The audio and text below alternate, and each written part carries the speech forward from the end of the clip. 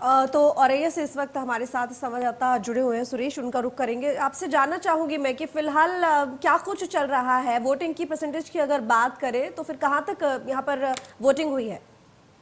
देखिए, जो 1 बजे तक का वोटिंग का परसेंटेज आया है वो 35.8% वोटिंग हो चुकी है। लेकिन अब तक जो अपडेट मिला है वो लगभग 40 के ऊपर पार कर गया है आंकड़ा, और 3 बजे तक जिला प्रशासन को उम्मीद है कि ये 50 के ऊपर जाएगा।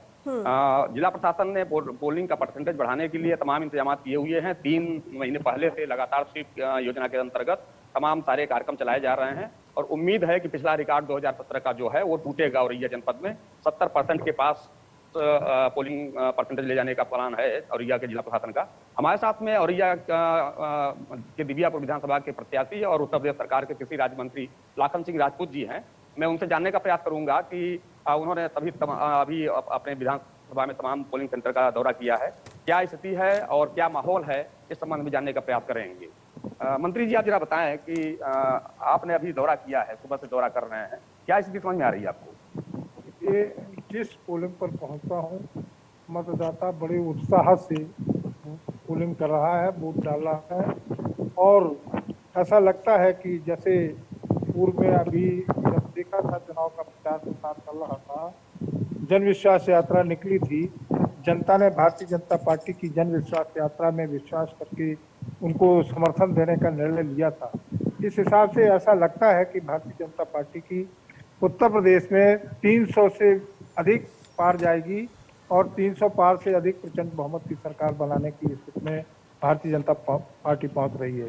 प्रत्येक मतदाता का जब आप मत डालने जाता है, उसका उत्साह बीजेपी की तरफ रहता है। तो ऐसा लगता है कि दिबियापुर विधानसभा या औरैया जनपद में तीनों विधानसभाएं जीतने की स्थिति में पहुंच गई हैं और निश्चित रूप से जीतेंगे।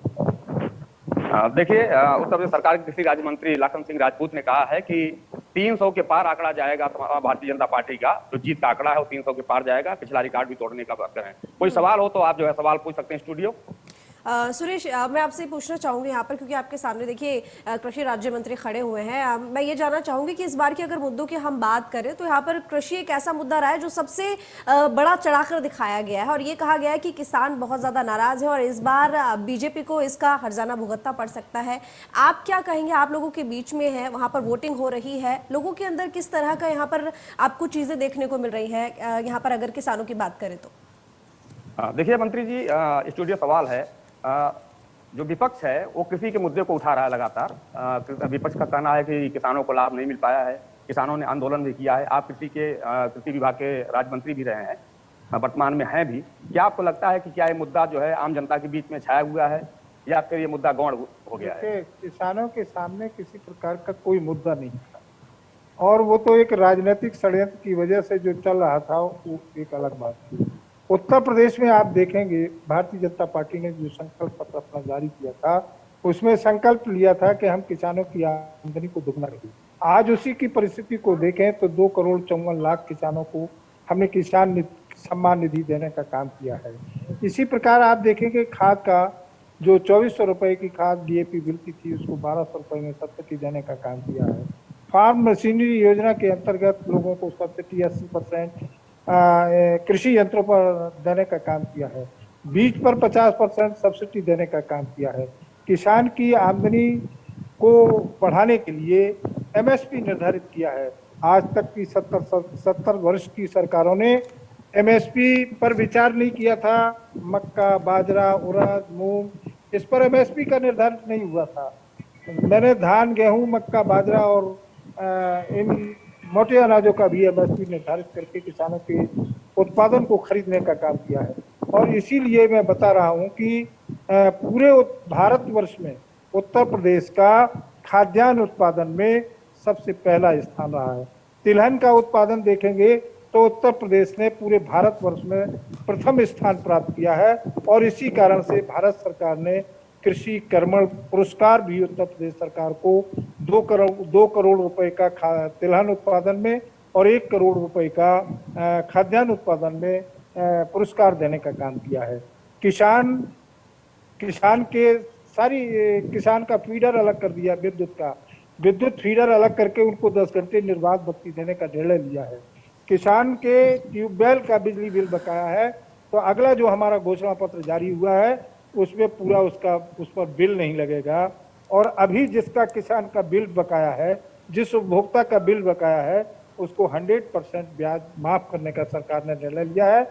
और उसके पास अब वो नहीं है कि 1000 रुपये दे के रजिस्ट्रेशन कराए, विदाउट रजिस्ट्रेशन के उसका 100% ब्याज माफ होके मूलधन का उसके पास बिल पहुंचेगा, वो जमा करेगा। इस प्रकार से किसी भी प्रकार से अब आप देखिए, किसान जो गरीब है, गरीब दलित वंचित शोषित लोगों की चिंता करते हुए 15 करोड़ लोगों को निःशुल्क उत्तर प्रदेश शासन ने राशन देने का काम किया है। अंत्योदय कार्ड धारक को कंपलसरी आयुष्मान कार्ड कर दिया है, जिसमें 5 लाख रुपए का इलाज उनका मुफ्त होगा। 23 लाख पंजीकृत श्रमिकों को 230 करोड़ रुपए की धनराशि देकर उनके जीवन को देखते हुए उनको उत्थान करने का काम किया है। रेहड़ी खोचिए और ठेली लगाने वालों को 10-10 हजार रुपया देने का काम किया है। और चीनी के मामले में किसानों के गन्ना मूल्य का माननीय मुख्यमंत्री जी ने गन्ना मूल्य को 325 रुपए से बढ़ाकर के 350 रुपए करने का काम किया है।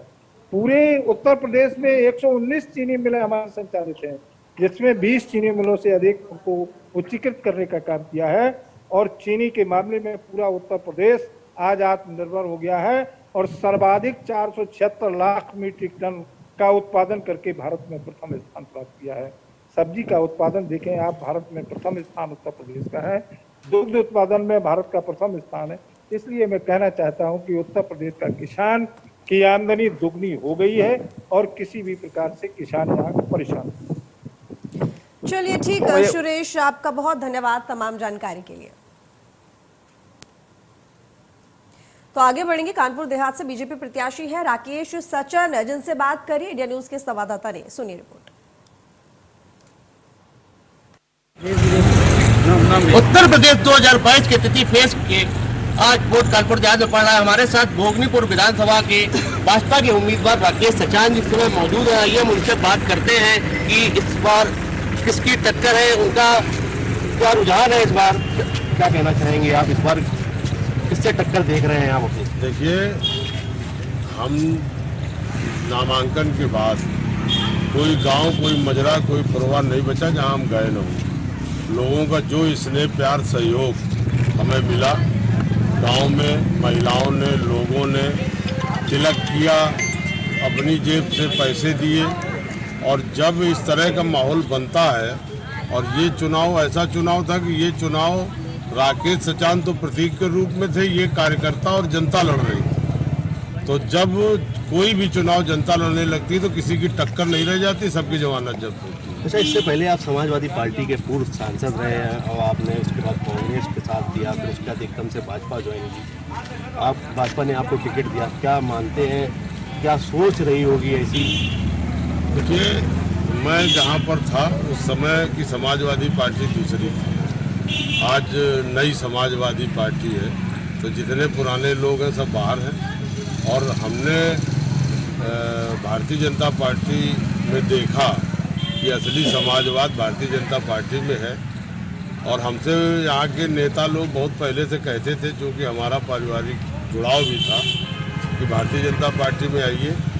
लेकिन चलिए, देर आए दुरुस्त आए, अब आज हम लोग भारतीय जनता पार्टी। तो आप देखिए हमारे साथ यहाँ के भाजपा के प्रत्याशी हैं राकेश सचान जी, उन्होंने साफ तौर से कहा है कि यहाँ पर बीजेपी किसी से टक्कर नहीं ले रही है। और बीजेपी जब 10 मार्च को वोटिंग होगी, तो जब 10 मार्च को वोट खुले तो बीजेपी फतेह हासिल करेगी। कानपुर देहात से इंडिया की। फिलहाल यहाँ रुकेंगे एक छोटे से ब्रेक के लिए, जल्द हाजिर होते हैं।